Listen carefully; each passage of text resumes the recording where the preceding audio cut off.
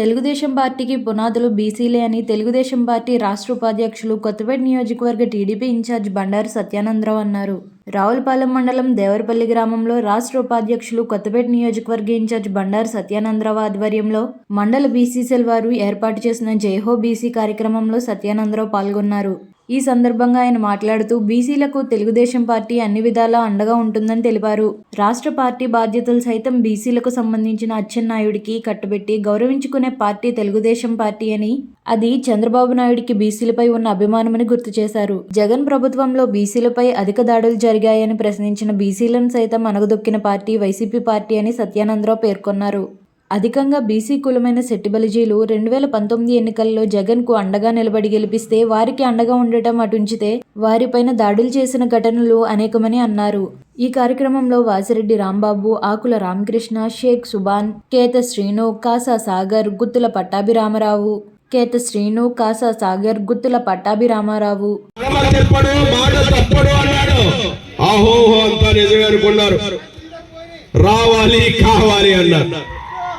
రావాలి కావాలంటే ఈనాడు ప్రజలంతా ఉన్నారు.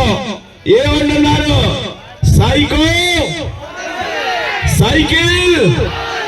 సైకో పోవాలి. అది ఈనాడు ప్రజలందరూ నోట మాట.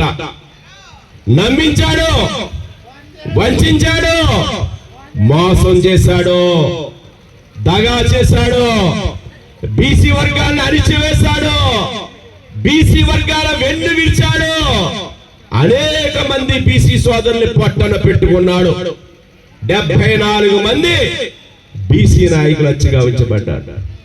5,000 మంది పై దాడులు, కేసులు, జైలు నిర్బంధాలు.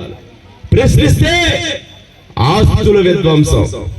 సప్పం హరి మీద, చంద్రగారు అయ్యన పాత్ర మీద, పల్లా శ్రీనివాసరావు మీద, రంగన్న మీద, అంటే వాళ్ళ ఇళ్ల మీద దాడి చేశారు, ఇల్లు కూల్చేశారు, బిల్డింగ్లు కూల్చేశారు, గోడలు కూలగొట్టారు, లేదా కొబ్బరి తోటలు అంటించేశారు.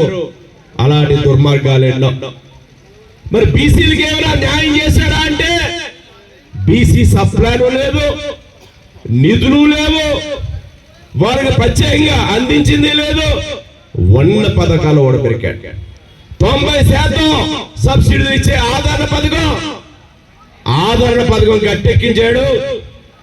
ఆదరణ పథకం కదా 30 పథకాలు బీసీలకు అందే పథకాలు రద్దు చేశాడు.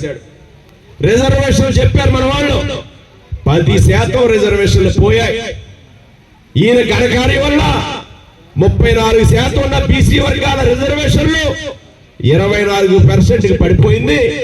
16,800 పోస్టులు పైగా బీసీ వర్గాల పదవులు రాజకీయంగా కోల్పోవడం జరిగింది. ఎస్ఐడ్ 3 కొట్టేశారు. బ్యాక్లాగ్ పోస్టులు లేవు, బీసీ భవనాలు లేవు. జ్యోతిరావు పూలే భవనాలు ప్రతి జిల్లా కట్టాలని చంద్రబాబు నాయుడు గారు భావిస్తే, మహాత్మా గాంధీ జ్యోతిరావు పూలే ఆయన పేరిట ప్రతి జిల్లాలోనూ ఒక బీసీ భవన్ ఉండాలని చంద్రబాబు నాయుడు గారు భావించాడు. జిల్లాలోనే కాదు, అమరావతిలో కూడా 10 ఎకరాలు కేటాయించి ఒక స్మృతి భవనం, ఒక మొమేరల్ అక్కడ నిర్మించాలంటే దాన్ని కూడా రద్దు చేయడం జరిగింది. కమిటాల్లో ప్రభుత్వం మారిన తర్వాత రద్దు చేయడం జరిగింది. రాష్ట్రంలో ఈ విధంగా 1200 కమ్యూనిటీ హాల్స్ రద్దు చేయడం జరిగింది. అనేక విషయాల్లో నామినేటెడ్ పదవులు లేదా సామాజిక న్యాయం అరగించబోయిన కింద నడిపిస్తున్నటువంటి 50 మంది మన పార్టీ నాయకులు, దేవరపల్లి గ్రామ మండలంలోని వివిధ గ్రామాల నుంచి వచ్చిన 50 మంది మన బీసీ సామాజిక వర్గ తెలుగుదేశం పార్టీ కుటుంబ సభ్యులు, ప్రతి ఒక్కరికి నా హృదయపూర్వక నమస్కారాలు ముందుగా మీ అందరికీ కూడా తెలియజేసుకుంటూ ఉన్నాను. మన వాళ్ళందరూ చాలా విదేశీ విద్య కట్టు, పెళ్లి కానుక కట్టు, స్కిల్ డెవలప్మెంట్ సెంటర్లు కట్టు, బెస్ట్ అవైలబుల్ స్కూల్స్ కట్టు, స్టడీ సర్కిల్స్ 10,000 మందికి శిక్షణ ఇస్తే ఒక్కొక్కరికి 10,000 చొప్పున నెలకి 1,30,000 పెట్టి పిల్లల చదువుల కోసం శిక్షణ ఇస్తే అది కూడా కట్టు. బీసీ భవనాలు, కమ్యూనిటీ హాల్స్, ఎన్ఎఫ్బిపి పథకాలు, మత్స్యకారులకైతే చెరువులు, బోట్ల ధృవీకరణ, రజకులు వాషింగ్ మిషన్లు, చేనేతల తృప్తి బండు, ఇంకా అనేక పథకాలు ప్రతిదీ కూడా ఖర్చు చేయడం జరిగింది.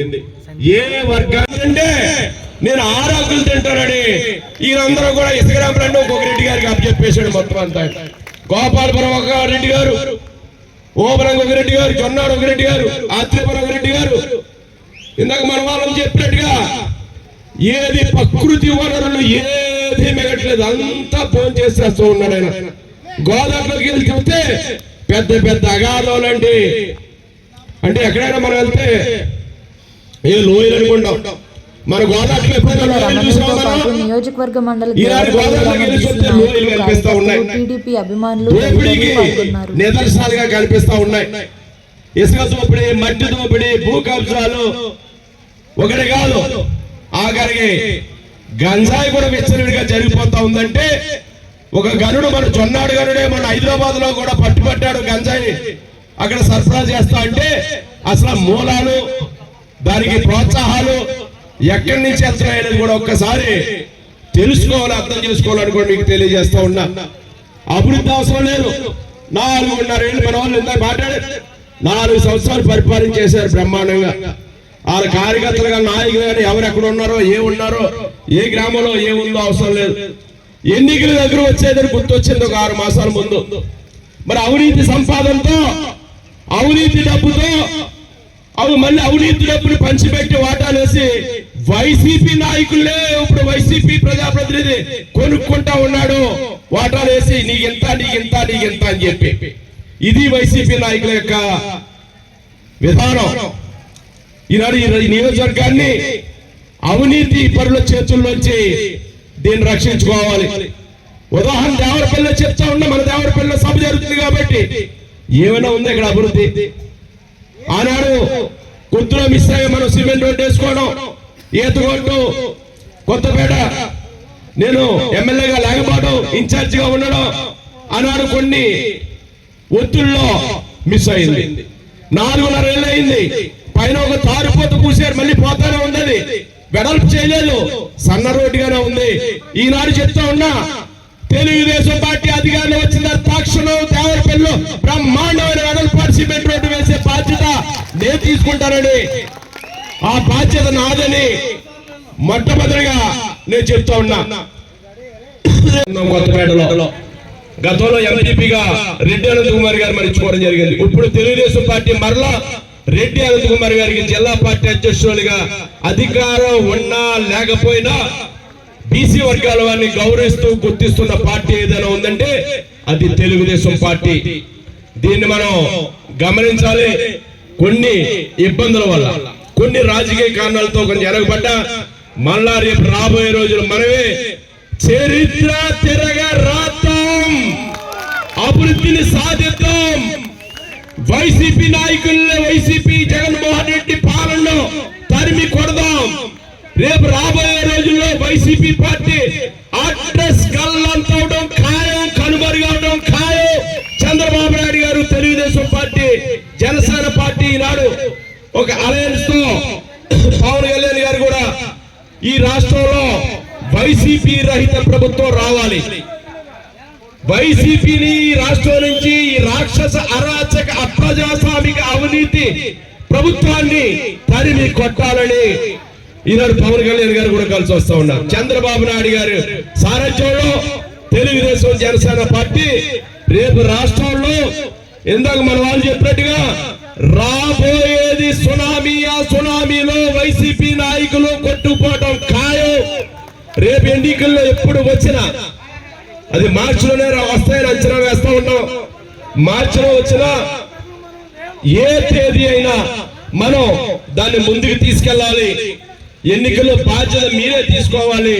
దేవరపల్లి గ్రామం నుంచి అత్యధికమైన మెజార్టీ దేవరపల్లి గ్రామాభివృద్ధికి మేము కట్టుబడి ఉంటాం. ఆనాడు ఎన్ని ఇల్లు కట్టామో మీ అందరికీ తెలుసు. నియోజకవర్గంలో 1000 ఇల్లు వస్తే 100 ఇల్లు ఇక్కడ ఇచ్చేవాడు. అంటే ఆ నాయకుడు మనతో లేరనుకోండి, తెలుసు, పెద్ద నాయకులు, సీనియర్ నాయకులు అందరికీ. వేరుకుపోయిన గ్రామం, ఇక్కడ తెలుగుదేశం పార్టీ అండగా ఉన్న గ్రామం, తెలుగుదేశం పార్టీకి బలమైన గ్రామం. దీనికి న్యాయం చేయాలనే అన్ని విధాలు ఆలోచించేవాళ్ళం. మళ్ళా రోజులు వస్తున్నాయి. అన్ని ముందుకు తీసుకెళ్దాం. ఈనాడు రాబోయేది తెలుగుదేశం ప్రభుత్వం కాదు, బీసీల ప్రభుత్వం. జై హో బీసీ. రేపొద్దున్న అధికారంలో తెలుగుదేశం పార్టీలో బీసీ సోదరులకి ఎప్పుడు ఎన్నడూ జరగనటువంటి గౌరవం, గుర్తింపు, స్థానాలు వస్తాయి. రేపు అధికారంగా ముందుగా రాజకీయంగా ముందుకెళ్ళడానికి కానీ అభివృద్ధి సాధించడానికి కానీ మేమందరం ఉంటాం.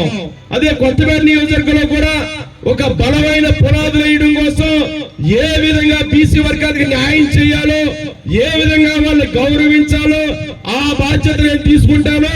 మిమ్మల్ని సంతృప్తి పరిచే విధంగా నేను కార్యక్రమాలు తలపెడతాను. రాజకీయంగా, సామాజికంగా, ఆర్థికంగా ముందుకు తీసుకెళ్తాను. అది నేను స్పష్టమైన హామీని ఇస్తా ఉన్నాను. నా మీద నమ్మకం ఉంచండి. దానికి తగ్గ న్యాయం నేను చేస్తాను.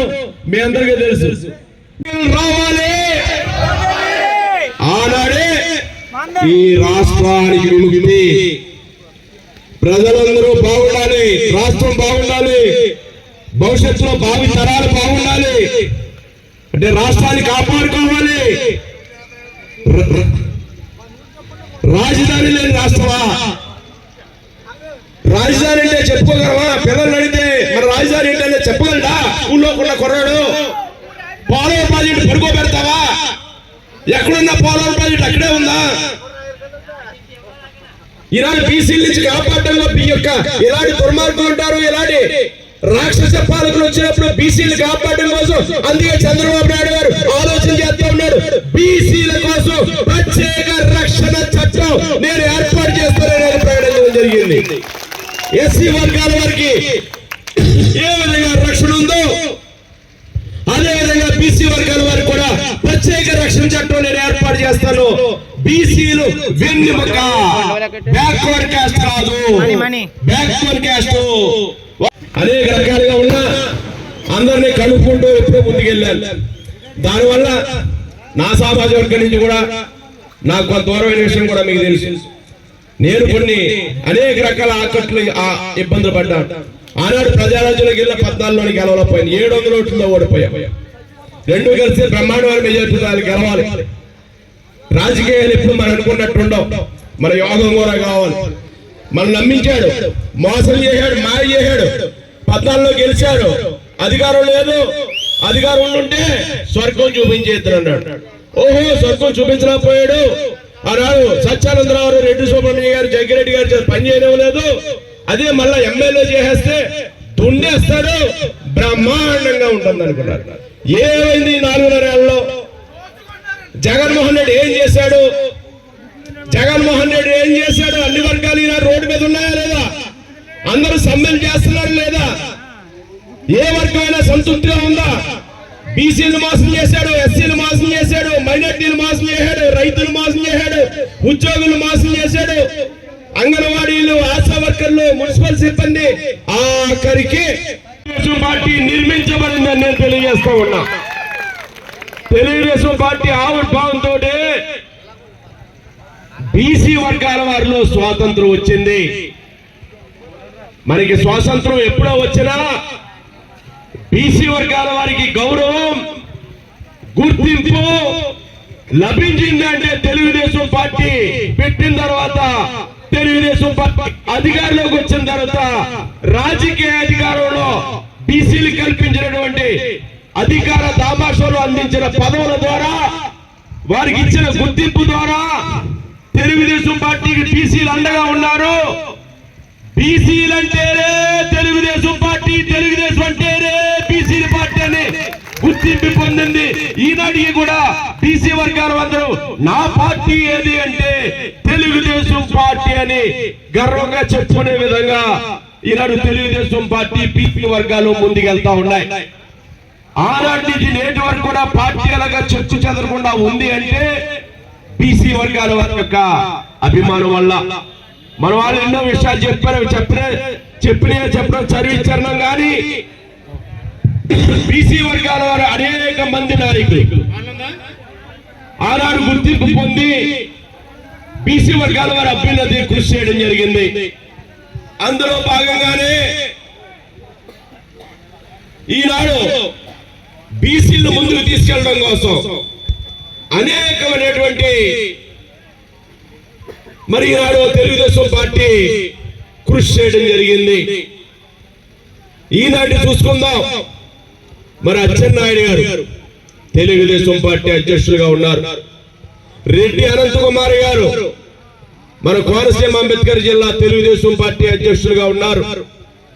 ఈ విధంగా తెలుగుదేశం పార్టీ ఎప్పుడూ బీసీలకు పెద్దపేట వేసిందనేది మరి చరిత్రలో అనేక సందర్భాల్లో మనం చూడటం జరిగింది. వీటన్నిటిని దృష్టిలో పెట్టుకుని మన పార్టీని మనం కాపాడుకోవాలి, మన పార్టీని మనం అధికారంలోకి తెచ్చుకోవాలి. ఈనాడు జగన్మోహన్ రెడ్డి అధికారంలోకి వచ్చారు. ఒక్క ఛాన్స్ ప్లీజ్ అన్నాడు.